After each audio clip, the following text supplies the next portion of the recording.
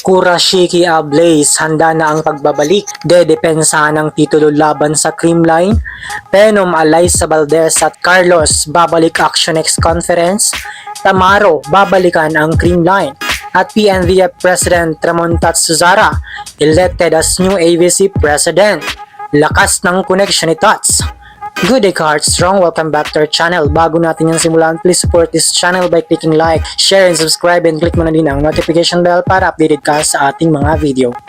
Iba nga ang lakas ng koneksyon ang meron si PNBF President Tatsuzara dahil siya na nga ang itinalaga na bagong president ng ABC. Mukhang marami ang naniniwala at pumapabor sa kanya, gaining 48 votes over 63. Kaya't majority na siya ang maa-appoint as the second Filipino president sa Asian Volleyball Club. 4 na taon nga ang gugugulin ni Tats upang mapaganda pa ang ABC. Well, for sure ay most of the ABC game will be held dito sa ating bansa. Pero let's see kung may malaki bang pagbabago sa volleyball dito sa Pinas in his 4-year term sa AVC. Yan ang ating aabangan. Dumako naman tayo sa papalapit na Invitational Conference. Kinumpirma na nga ng One Sports ang pagbabalik action ng PBL Invitational Conference defending champion na Kurashiki Ablaze. Ito ay dahil sa malapit ng muling makipagbakbakan ang mga local club teams sa foreign club teams this invitational. Nakaraang taon na nga nang ma-wipe out nila ang ating local teams at kahit ang Creamline nga ay hirap pantayin ang kanilang level.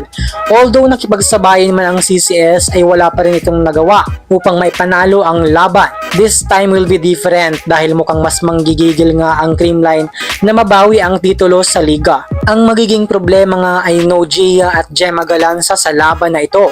Hindi nga makakasamang maglaro ang dalawang multi-awarded volleyball players sa CCS. It will be Kyle Negrito leading the team's offense. Mukhang plinano na nga ng Creamline na di muna isabak sina Carlos at Valdez this conference para may pantapat sila sa Kurashiki. Pero it is Coach Sherwin's decision kung papayagan niyang maglaro sina Carlos at Valdez dahil ayon nga sa kanya ay still recovering sina Baldo at Kaloy sa kanilang injury. In the side of Japan naman, nakita naman natin before kung gaano kadisiplinado ang Japanese club team at mas nakilala nga natin ito kung gaano sila ka-focus sa kanilang laro. Kaya't muli nga nating masasaksihan ang pagbabalik action na Invitational Beast outside hitter Tamaro. But this time ay kasama niya na ulit ang kanyang kupunan. Maghihiganti nga ito sa Creamline dahil sa pagkakatalo ng kanyang team na Zos Coffee. Mukhang may parasbak nga na magagawa si Tamaro upang mapanatili nito ang kanilang titulo as PVL Invitational Conference Champion. Pero sa ngayon alam naman natin na hindi lamang ang Creamline ang umaangat sa volleyball.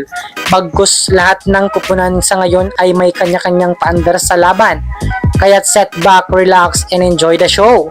Mga ka-Heartstrong, this time ba ay kakayanin ng CCS na patumbay ng Kurashiki Ablaze kahit walang Gia Murado at Gemma Galanza sa Invitational?